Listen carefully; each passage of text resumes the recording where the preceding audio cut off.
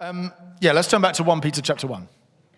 Peter, an apostle of Jesus Christ, to those who are elect exiles of the dispersion in Pontus, Galatia, Cappadocia, Asia, and Bithynia, and St. Louis, and San Francisco, and Joplin, and Iowa, and everywhere else we come from, according to the foreknowledge of God the Father, and the sanctification of the Spirit, for obedience to Jesus Christ, and for sprinkling with his blood, may grace and peace be multiplied to you. I trust that's what God is doing even as we're praying there, isn't it? May grace and peace be multiplied. Blessed be the God and Father of our Lord Jesus Christ. According to his great mercy, he has caused us to be born again to a living hope through the resurrection of Jesus Christ from the dead, to an inheritance that is imperishable, undefiled, and unfading, kept in heaven for you, who by God's power are being guarded through faith for a salvation ready to be revealed in the last time.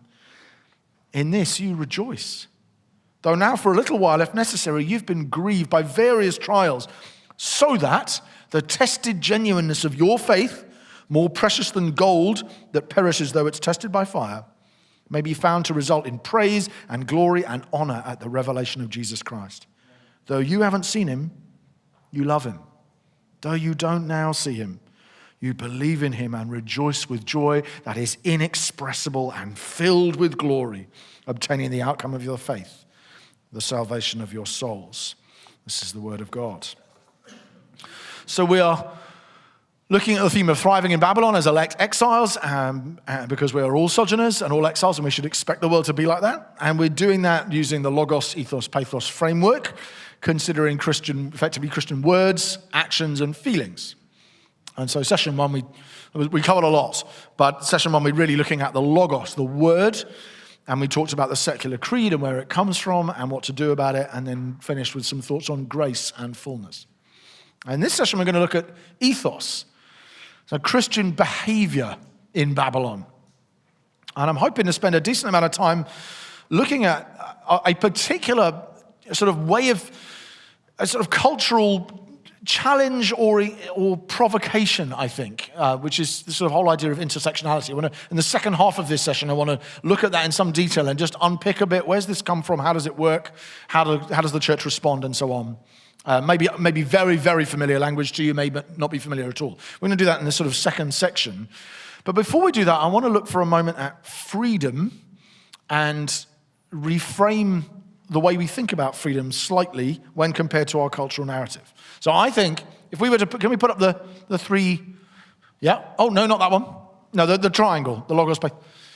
So I think that effectively grace is to Logos as freedom is to ethos. For me, the way I'm tackling this material, I don't mean that as in, if you're going to say what is the essence of the Christian Logos in the midst of this culture, that where you say that's the thing that you can't get anywhere else, I'd say grace. And if you'd say what's the equivalent of that when it comes to living the way we live, the way we act, ethos, I'd say it was freedom. But I think we need to look at what the word freedom means biblically and how it functions in Scripture, and contrast that in some important ways with the way that word is often used in our culture, and if I may be so bold, particularly your culture. I actually think freedom is a much smaller word in the language and self-perception of European people, and no doubt to be very patriotic Americans start singing songs and saying, yeah, that's because you guys are still enslaved to your kings and queens and, basically no better than the peasants still living on the land in the Middle Ages. But it is a big part of your national story. And I think it's important to think a little bit about what freedom is biblically and how it subverts, challenges, and, corrects, in a way, the cultural narrative of freedom, which is, although Christian shaped, is also somewhat Christian distorted in various ways. So that's what I want us to do in this next little bit. Okay. Right. This is the after lunch session, so I will do a little bit less before we break, I'm sure, because it's dark room, warm, already had some singing. I know what it's like. But I want to talk about freedom and talk about just reframing slightly. Oh, sorry, was there a question there? Did you have it? No, okay. Don't stall. Yeah. Yeah. I want to talk about reframing our understanding of freedom. So there is an irony that I'm aware of when you talk about an English guy coming to America to talk to them about freedom is kind of funny. But one of the legacies that your history has bequeathed to you as the land of the free and so on, and the home of the snack, as I said by mistake earlier, one of the legacies that's bequeathed is a very specific understanding of what freedom is and how it functions that overlaps with, but is not the same as, the biblical understanding of what freedom is. And I want to talk about that for a bit, because I think it's probably something that has always been in the culture as a challenge for you, and probably for you in a sense more than. So in the previous session, I was talking about things that Europe experienced before you did. This one is something that I think you experience more than we do because of the particular cultural history with the concept of freedom. And yeah, I just want to sort of challenge that, poke it a bit and just see what's in there, because I think it's quite key to the way we live in the world. And I think a lot of that has been exposed even in the last year and a half, through COVID times, where you realize, the American understanding of freedom brings about certain debates and challenges when something like COVID happens, that for everyone else is suffering the same pandemic, the way it's getting filtered in America is different, and it's probably more divisive, and partly because of the way that freedom is understood. And so I just want to talk about freedom for a bit. So again, back to my safe ground. I'm writing a book about 1776, which is why I keep going back there, but I just find it helpful, a place sometimes to orient things in this culture. But prior to independence, the language of freedom in this country was basically primarily used with reference to Britain. Right? So you needed to be free from people like me. That was the reason why we had the rhetoric of freedom was as strong as it was. The what appears on the bumper stickers or the number plates in New Hampshire or whatever, and in much public debate, and probably on one or two of those yard signs we saw earlier. Originally, the language of freedom was used to really apply to freedom from British rule, or the yoke from the people across the Atlantic. All right, so give me liberty or give me death was not an abstract, I need personal self-determination. I mean, it led there, and a lot of people today quote it that way, but that's not what Henry was saying, particularly in that quote at all. He was talking about liberty from British rule, and that's what you'd find with live free or die, and comments like that, and many like them. The language of freedom was freedom from imperial power. And by the way, a lot to be said for that. You guys were the first post-colonials in that sense, although not really, but that's another story. But so up until independence, so freedom, in your culture, a lot of the language of freedom gets kicked off as absolutely central to what it is to be American in the context of freedom from British rule. But after independence, and within the first 20 years after independence, particularly in the 1790s, the main threat to liberty in this country, and obviously this wasn't in this country at the time, as we discovered from our investigations into St. Louis and whoever he was this morning, but the main threat to liberty in the USA, as it was, the colonies then, very quickly was not Britain. The main threat to liberty was effectively from a tyrannical, large federal state. And so the debate quite quickly, the language was still, we need freedom, we're a people of freedom, but the people from whom we had to preserve that freedom were no longer the British, because you'd beaten us. Well done. The Battle of Yorktown, 1781. If you haven't seen Hamilton, you're still not there. But hopefully some of you were watching it during the lunch break. But you quite quickly, what happened is the people from whom you needed to preserve freedom was not the British, but it switched to being the large federal state. And so you end up with the debates, as you all know, between the Federalists and the Democratic Republicans, and the sort of early origin story of the US is that the people that you had to make sure they were going to try and take your freedom and you had to keep it. Well, the British had tried to take away our freedom, but they lost. But now what's happened is the Federalists are trying to take it, and they're trying to take it in a different way. And they're trying to do it by centralizing financial power. They're trying to take away our freedom to determine which states get which votes on what. They're trying to take away our freedom in the way they've fashioned this Constitution. And I think George Washington secretly, he wants to be a monarch, and John Adams thinks that the monarch should be addressed as Your Majesty, and so that's what he's wanting to call George Washington, and Alexander Hamilton's trying to say. And all of these characters basically become the enemy there, where the Jeffersonians and so on, they stand up and say, no, you need freedom, not just from Britain, you need freedom from the state. It's the all-powerful state that's going to try and get its tentacles everywhere and take your money and so on. And that's what freedom is primarily being channeled towards. So here's a little picture of a few of our friends. I wonder how many of these, so live free or die in the middle.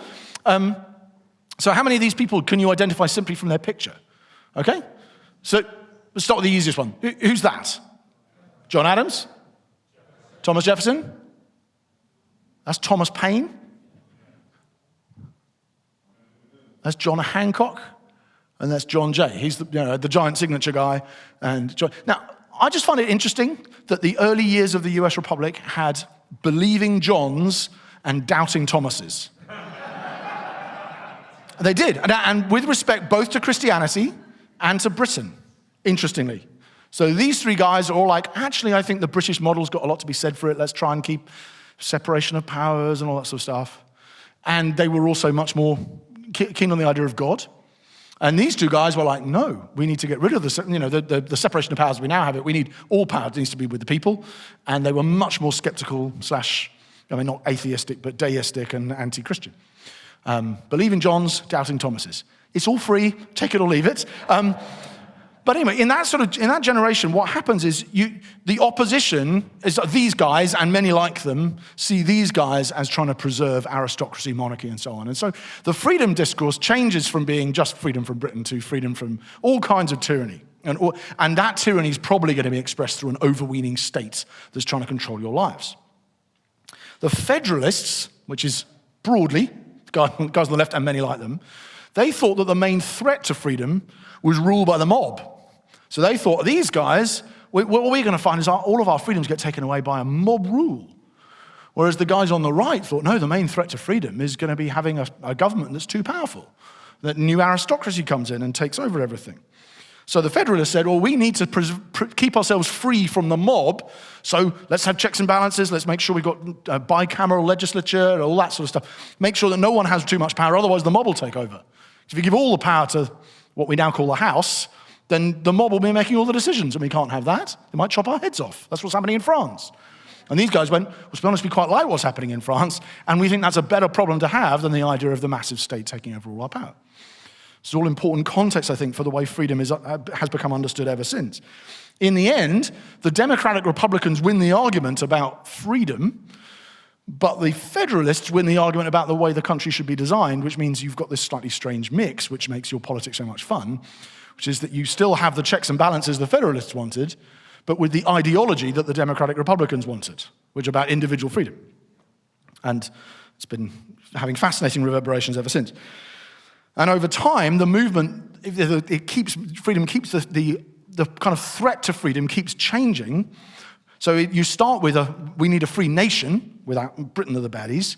Then you need free states, the federal government is the baddies. And eventually to free individuals, which becomes a very personal understanding. And so what's happened, within the space of about 50 years, you end up with a very, very individualistic understanding of what freedom is, which still governs the way that people think about it today. Because effectively, when someone says, give me liberty or give me death, people individualize, or live free or die, they individualize that statement. And in New Hampshire, it means, I don't have to pay sales tax, right? Or pretty much, which is a slightly lame way of, sorry, if you're from New Hampshire, I think it's a slightly sort of but that isn't what originally it meant, but it's become individualized. And that is critical, I think, when it comes to the way we think about our relationship to, well, not just the state, actually, but issues of freedom in American culture today.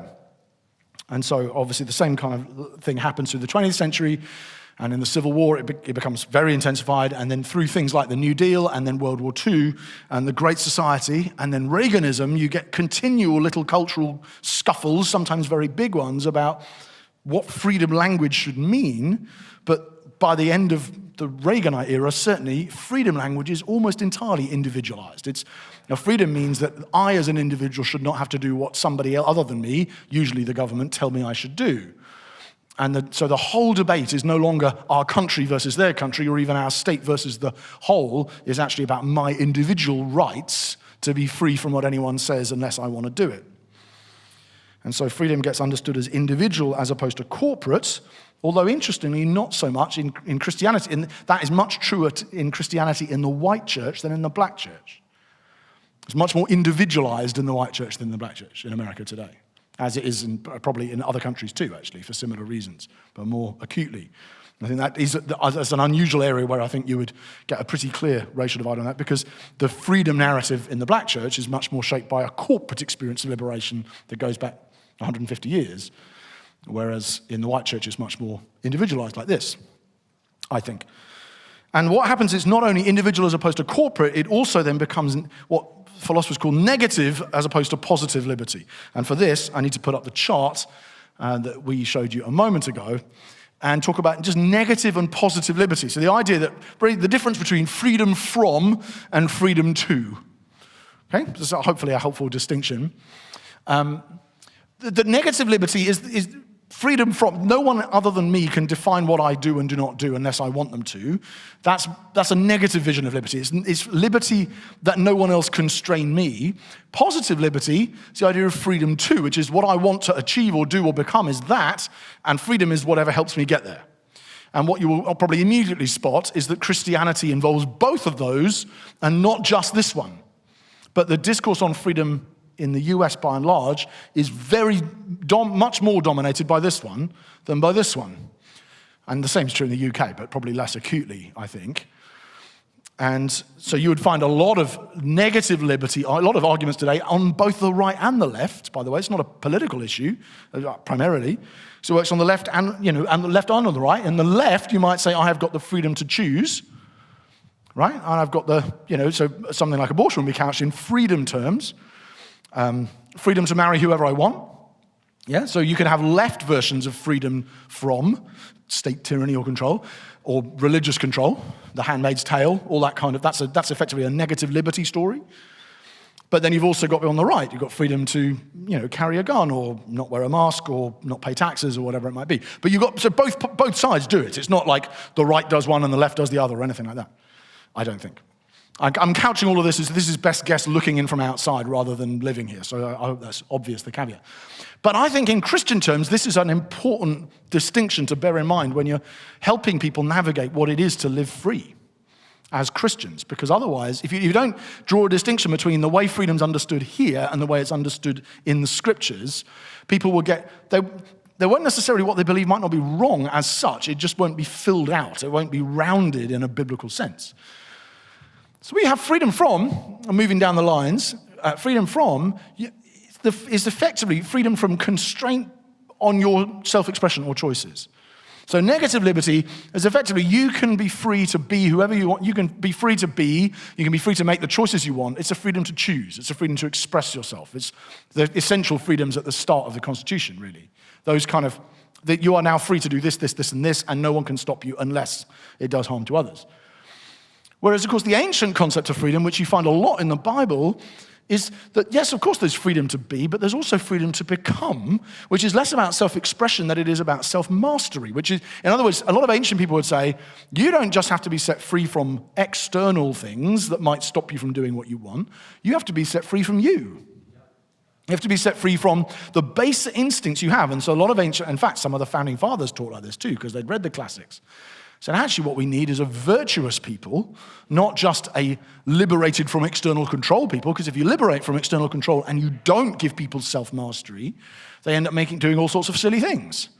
And they end up, you're completely free to become addicted to alcohol or addicted to pornography or addicted to cocaine or whatever it might be. And those things, actually, you're just as enslaved if you're trapped in something like that, and in fact, some would say more than you are if you're enslaved by an overweening state that tells you what you can and can't do.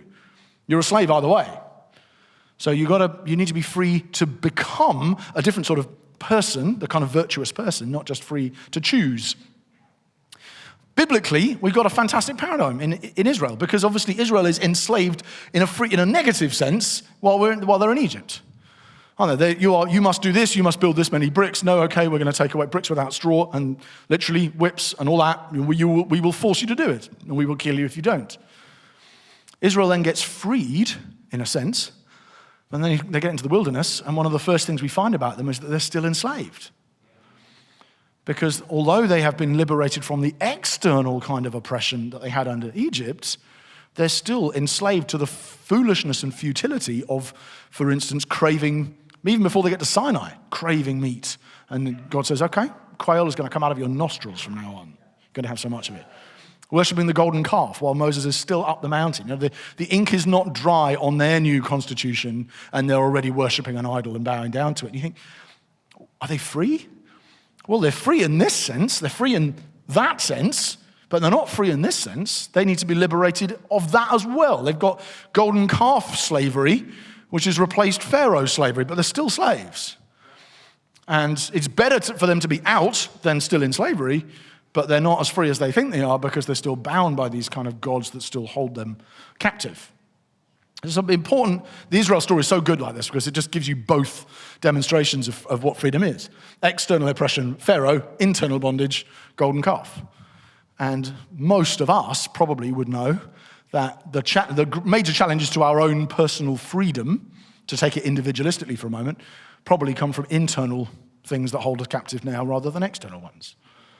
Now, many people in history that wouldn't be true because they're still living with both. Because there might have been a serf or a slave or whatever. But for us, that's fortunately not the case.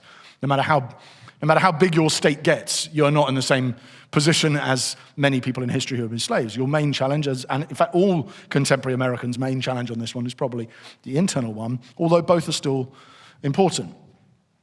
Then you transpose that into Pauline terms in the New Testament letters, and you get, the freedom from. There's a lot of language in the Gospels in the New Testament about redemption, language, freedom, liberty from the powers, from the forces of darkness that assail and oppress you, the world, the devil, the principalities, powers, the archons, the authorities. You need to be freed from them. You need to be freed from sin with a capital S. Not just the sins you commit as a person, but the power of sin that has this world in thrall and is trying to hold you back. You need to be liberated from death itself. Lots of that. Right, huge part of the gospel. But you also need to be redeemed from flesh and from sin with a little s, the sins you commit, the choices you make. And to be redeemed from your own propensity to go and do stupid things and acts that lead to death and so on. You need to be freed at both levels. The sort of, external factors and also internal ones within your own heart. The classic example of freedom from would be imprisonment, like you are literally trapped, you can't get out. And that's what most of us would think, needing to be free. I don't want to be imprisoned. A classic example of this would be addiction, which is I am enslaved, but I'm enslaved to something I chose I wanted to do. I was thinking about the Bourne movies, which I just think do this so well. So, sorry, spoiler alert. If you are going to watch to the end of the last Bourne movie, and you don't want to know what happens, no one will judge you for leaving the room unless you're going to watch Hamilton. But the Bourne movies do this brilliantly because they're all about identity, so very zeitgeisty kind of movies, all about finding out who you are and learning that you've got things about you that you don't quite understand and that don't quite fit with the way that everybody else seems to function. You don't understand things about your own life. Your backstory is a mystery. So, if you haven't seen it, Matt Damon wakes up, he's got amnesia, he doesn't know where he is, but he realizes quickly he's a trained assassin and he doesn't know why. And spends 3 movies trying to work it out. But at the very end of the 3rd movie, comes to realize, that wonderful sequence where he meets Albert Finney at the very end of the 3rd movie, and Albert Finney says to him, "You volunteered for this, David. Right? You signed up." And then it suddenly comes back to him and he realizes, yes, the reason why I'm this trained assassin is not, as we've thought for 3 movies, because the wicked deep state of the CIA and NSA, whoever they are, has set up this mysterious, macabre project to turn him into a killing machine, but that he voluntarily subjected himself to become a slave to the state in order that he might kill people. And I think it's a brilliant picture of what the Bible does to our understanding of freedom. So you go, I feel like surely the problem with me is just the world. It's what the world's done to me. It's the way the world has made me. Somewhere there's a deep state organization that's tried to, all the bad things about me are caused by other people. And then you get to the very end of the 3rd movie, or the very first chapter of the 3rd chapter of Genesis, and you read, "You volunteered for this, David.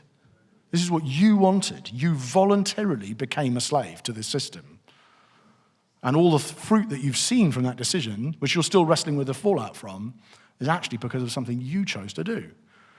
So if you're going to be free, you don't just need to be free of what they've done to you. You need to be free of what you've done to you, which is a huge part of discipleship. And that's what we do when we, freedom in Christ or whatever course we use.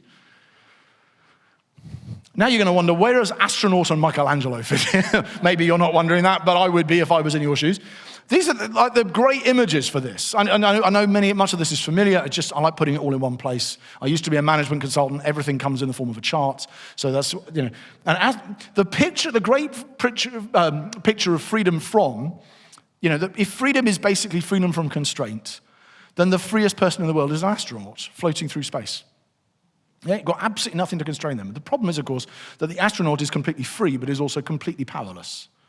Right? Floating through space, you can't, because there's nothing to push off. There's no constraint, and no constraint in the end is dehumanizing. It doesn't empower you, because you've got nothing to push against. You've got nothing to mold you or shape you. Whereas the classic example of the Freedom 2 is that I don't know whether he ever said this, but it's often said of Michelangelo that he used to think of sculpting like the David or the Pieta, not as making something, but as freeing David from the marble. Then he would basically look at a block of marble and say, now I'm going to take away everything in here that is stopping this from becoming David. And that's in effect what Christian discipleship is, that what happens is we see, no, freedom is where I look at this person and I see who they could be in Christ, and then we're saying, that doesn't quite belong in that. And early on, it's big chunks, like, yep, okay, no, stop sleeping with your girlfriend, or stop getting drunk all the time, or stop, whatever it might be. But as time goes on, you realize that's a subtle little thing that the master sculptor, the Michelangelo that is God, effectively, through the Spirit, disciples us by saying, yeah, that's not quite right. That isn't quite who Christ in you, the hope of glory, is. So I'm going to remove that as well. And that might be a bit more painful, and you might not have expected it, but that's what we're going to do. And it's liberating to become something more of what you could be, rather than liberating just simply from external forces that might constrain you in some way. And then a couple of more pop culture-y ones. This is a Neil Postman, amusing ourselves to death. And Neil Postman, the media critic, remarkable insight where he talks about Orwell and Huxley. And he says that George Orwell in 1984 has this terrifying vision where basically we are controlled by things external to us. Big Brother is watching you, all that stuff. If you haven't read it, by the way, 1984 is just the most amazing, oh gosh, it's dark and savage and incredibly done, like brilliant novel. Whereas Aldous Huxley said, actually, I think the force is enslaving us. In his book, Brave New World, he imagined a very different sort of imaginary future where people are enslaved to their pleasures, where basically everybody just, takes happy pills and is completely submissive to the state and just watches videos and lives in virtual reality, effectively, in our terms, and just submits that way. And, basically it's, over here you have Big Brother is watching you, and over here you just have, it's the bumble puppy. It's these big sort of squishy things that are trying to, that basically you can become enslaved to something outside you, or you can become enslaved to something inside you. And Neil Postman in his essay makes the point, actually, of the modern world. Huxley was right. And Orwell was wrong. Orwell thought, because he'd just come out of World War II, this is how people will be enslaved in the future.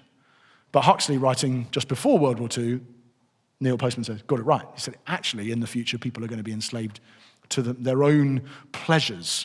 We will be killed not by pain, but by pleasure, just overwhelming our desires for anything else. And the Hunger Games does the same.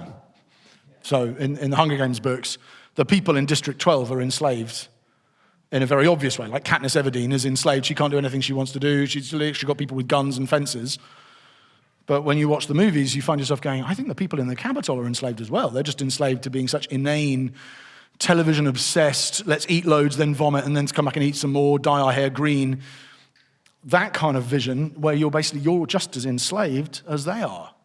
You're just enslaved to things within you rather than things without you. And Christian liberty involves liberty from both. Whereas I think particularly in the US, the vision of freedom has been couched much more like this. And obviously a lot of Christian discipleship is more about this. Although both are absolutely needed. Obviously, if you're having this conversation and people are still owning slaves in your culture, this is what you're talking about all the time. But it's a holistic vision of freedom that involves both, I think. And I think you get this in John, and that powerful dialogue Jesus has with the Jewish leaders. If you abide in my word, you are truly my disciples, and you will know the truth, and the truth will set you free. And the Jews say back to him, we're offspring of Abraham, which they are, and we have never been enslaved to anyone, which they aren't. That is not true. How is it that you say you'll become free, right? That is Americans in the 21st century. What are you talking about? We're free people. We're not enslaved, right? The Jewish people are saying we haven't been enslaved. What they mean is we understand slavery like this. We're not. They don't think about it this way, so they think, no, we're not enslaved. What are you talking about, Jesus? And then Jesus says, truly, truly, I say to you, everyone who commits sin is a slave to sin. So if the Son sets you free, you'll be free indeed. And so I think we need to think through freedom, because I think it's the heart of Christian ethics in many ways, liberating. But basically the way we live is to liberate. Jesus does it in Luke 4. It's the beginning of this is the kingdom, and it's going to bring freedom to the captives, and it's going to bring recovery of sight to the blind, and freedom and at the same time, it's going to bring freedom from sin. But if we couch this as sort of, well, freedom is the stuff on the left, the stuff that makes you more able to choose what you want to do, whereas this stuff on the right we call things like morality, or learning to renounce ungodliness, which is obviously important, we might miss the fact that this is freedom too. Right? Actually, this is freedom from another kind of slavery that's less visible to you, but for many of us in our culture is probably more oppressive and more likely to destroy who God wants you to be. Okay, are you all right opening your Bibles again if they're not still open at 1 Peter? Because I think, so there's a little exegetical thing here. I think 1 Corinthians 8 and Romans 14 are talking about quite different things. And I think they're both instructive for what Brian's asking. I hope they are. If not, this is going to go badly.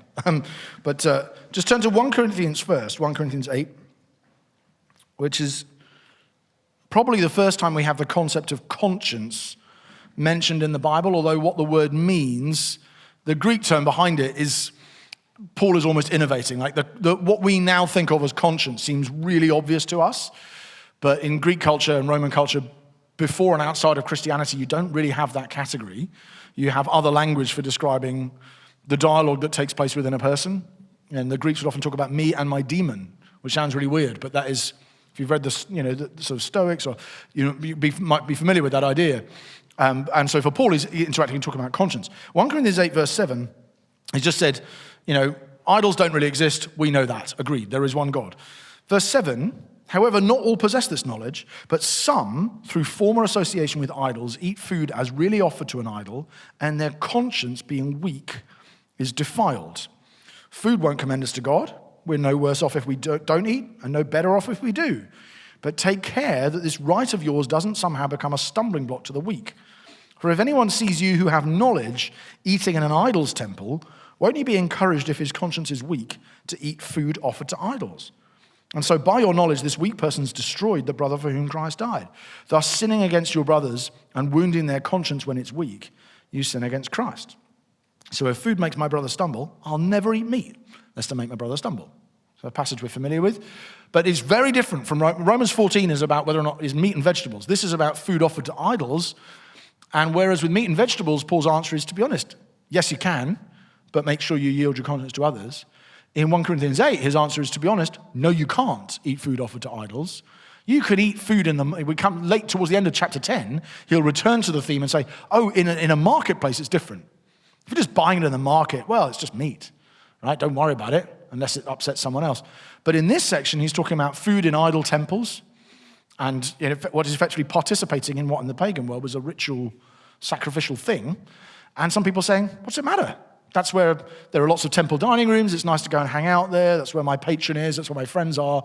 What's the problem? Idols don't exist. So who cares that I'm participating in a pagan ritual? Doesn't matter. God's not real. And Paul's saying, well, it does matter. Because yes, there is only one God, but there's a bunch of your Christians who might, one of the reasons you shouldn't do it is because there are Christians who might see you and assume that you were okay with idol worship, and they might be led astray to idol worship themselves. In other words, this is where Paul is saying you need to respect the conscience of someone else enough to restrict your own freedom to protect out of love for them, to protect them from falling. Which is almost the opposite of the way in which the conscience, it can almost sound like an exception clause in, I think, the question Brian's asking. I know you're asking on behalf of other views, but the idea is saying, well, I have a conscience concern. I can't go there, and because of my conscience, I'm not going to do it. Whereas actually what Paul is talking about is quite the opposite. It's like, no, you need to renounce your freedom to do whatever you want because of someone else's conscience. I'm not saying you don't have to do what you're told because your conscience says, I just don't feel comfortable with it. That's not the context here at all. The context is you do feel comfortable with it, and you mustn't do it anyway because somebody else's conscience might be damaged. So this passage is very different from the way it's often used. But if you just go to Romans 14, you have a different side of the same sort of theological question. But this is So in 1 Corinthians 8, Paul is siding with what you might call the weaker person. He's saying, so Tom is very free, and he goes, there's no such thing as an idol. I'm happy eating out at an idol festival. So I'm just going to go and do that. It's fine. And I can eat meat there, which is rare, and I can just hang out, and that's fine. And Brian is sensitive in his conscience and is concerned that means Tom isn't going into idolatry. And Brian thinks, well, to be honest, if Tom's going there, I might go there too. And so Paul is saying, Tom, pack it in. No, you shouldn't eat in idol temples. And by the way, in chapter 10, he'll come back and say, and you also shouldn't because Israel did, and it didn't end well for them, and you mustn't either. But in Romans 15, the roles are almost reversed. In Romans 15, he's saying, Tom thinks eating meat's fine. So Tom's the strong, Brian's the weak, right? Tom thinks eating meat is fine. Brian thinks eating meat is not. But on this one, I'm actually agreeing with Tom. Right? I think eating meat is fine. I'm persuaded no food's unclean in itself because he's read Mark 7. And he probably hasn't actually at this point, but anyway, he knows that Jesus said that. Jesus said all food's clean, so that's fine. But in this case, he's saying you should still, because of the conscience of other people, you should still defer. You should say Brian's conscience might be vulnerable. And so this is where we go in Romans 14, verse 13. Therefore, let us not pass judgment on one another any longer, but rather decide never to put a stumbling block or hindrance in the way of a brother. I know, and I'm persuaded in the Lord Jesus, that nothing's unclean in itself. In other words, I agree with Tom. But it is unclean for anyone who thinks it is. So Brian is convinced that it is unclean, so obviously to him it's destructive. For if your brother's grieved by what you eat, you're no longer walking in love. By what you eat, don't destroy the one for whom Christ died. And he goes on and we'll make the same point again. Now, admittedly, he's not using conscious language there, but I think it's just interesting that in both examples, Paul is talking about different food scenarios. One's to do with pagan worship, the other's to do with meat. In the scenarios, he takes sides with different people. He says, on idol food, you're wrong, pack it in.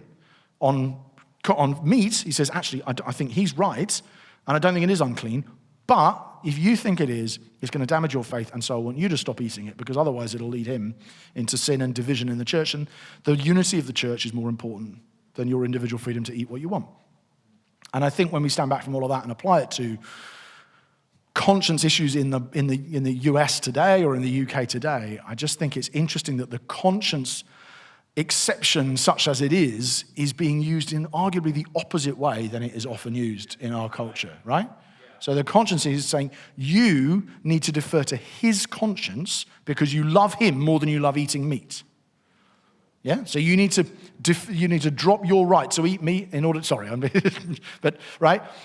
Whereas I think the way it can sometimes be used in the US is I have a conscience problem with being told that I'm not allowed to do this or whatever it might be. And that's in some ways the mirror image of what Paul is actually saying. It's about a deferring of your right to do what you want in order to serve and love other people.